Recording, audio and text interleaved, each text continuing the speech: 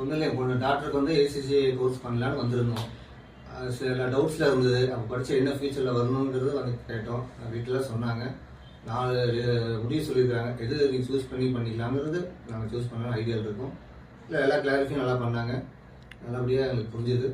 ஏதோ ஒரு 2 டேஸில் அவர் டிசைட் பண்ணி கண்டிப்பாக அவர் படிக்கட்டும். அது சப்போர்ட் ஃபுல்லாக நாங்கள் பண்ணுவோம். ஆனால் மேம் நல்லா சொல்லிக் கொடுத்தாங்க எல்லாமே. இது படித்தா என்னென்ன லைஃப் இருக்குது, இங்கே போகலாம், இங்கே பண்ணாங்கிறது சொல்லிக் கொடுத்தாங்க. அது ஓகே, நான் புரிஞ்சுக்கிட்டோம். நல்லபடியாக அது படிக்கட்டும். எனக்கு ஏசிசிக்காக கேட்க வந்தோம். எங்களுக்கு இங்கே வர்றதுக்கு முன்னாடி ஏசிசிங்கிற ஒரு இது மட்டும்தான் இருக்குன்னு தெரியும். ஆனால் மேம்கிட்ட வந்து நிறையா அது எப்படிங்கிறதெல்லாம் சொன்னாங்க. ஏசிசி இல்லாமல் மறுபடியும் எப்படி படிக்கிறது, அப்லாட் போடுறதுனா எப்படி எல்லாமே சொல்லியிருக்காங்க. திருப்தியாக இருக்குது. நாங்கள் ஒரு 2 டேஸில் சொல்கிறோம்னு சொல்லியிருக்கோம். அவங்களே தான் 2 டேஸ் டைம் கூட எடுத்து யோசிச்சு சொல்லுங்கன்னு சொல்லியிருக்காங்க. எங்களுக்கு எல்லாமே ஓகேவாக இருக்குது. 2 டேஸ் கழித்து நாங்கள் சொல்லிட்டு போனோம். சும்மா நார்மலாக ஏசிசியே பண்ணலாம், அப்படி அப்ராட் போகணும் அப்படி தான் நினச்சிட்டு இருந்தேன். மேம் வந்து நிறையா சொன்னாங்க. என்னென்ன பண்ணணும், அதுக்கப்புறம்